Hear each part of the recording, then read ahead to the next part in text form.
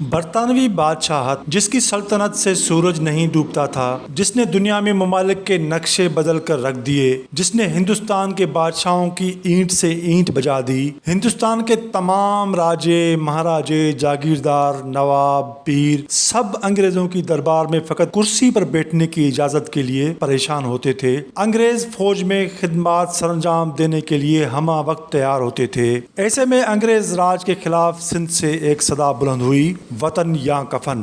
یہ صدا بلند کرنے والے سبکت اللہ راشدی پیر پگارو عرف سورہ بادشاہ تھے۔ انہوں نے فقط ہندوستانی حکومت کے خلاف نہیں بلکہ دنیا کی طاقتور سپر پاور سے ٹکر لی تھی اور اس سپر پاور کی جڑ ایسے کھو دی کہ وہ سپر پاور بکھر کر ریزہ ریزہ ہو گئی۔ ایسے بہادر، وطن دوست اور سرفروش کرداروں کا ذکر ملک کے درسی کتابوں میں نہیں بلکہ نسل در نسل عوام کے دلوں میں ملے گا۔ پیر پگارو سورہ بادشاہ جس بہادری کے ساتھ استعماری قوتوں کے خلاف لڑے، وہ مزاحمتی تحریکوں میں ایک بہت بڑی مثال ہے۔ حر تحریک کے روح رواں سورہ بادشاہ نے سندھ میں انگریز حکومت کا جینا دو بھر کر دیا۔ آزاد حکومتوں کے اعلان ہوئے، انگریز افسروں کا اپنے دفتر میں بیٹھنا محال ہو گیا اور انگریزوں نے ایک ایسا قانون پاس کیا جس کی دنیا میں نظیر نہیں ملتی۔ تاریخ اسے حر ایکٹ کے طور پر جانتی ہے۔ اس قانون کے تحت سندھ میں بسنے والے پیر پگارو کے تمام مرید جن کو حر کے نام سے پہچانا جاتا ہے، سب کے سب مجرم اور دہشت گرد قرار پائے اور حکم نازل ہوا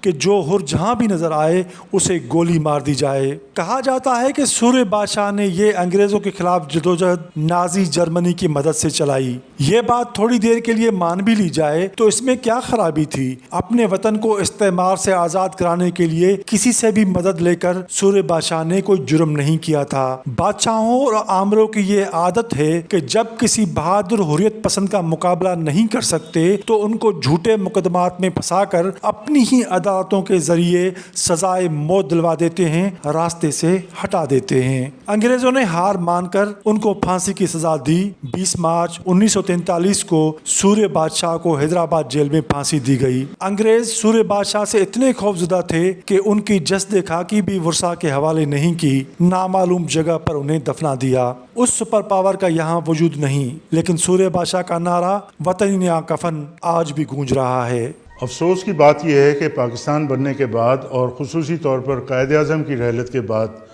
آزادی کے مقاصد اور تاریخ کو مس کیا گیا۔ سورہ بادشاہ کا کردار آزادی میں ایک اہم کردار تھا۔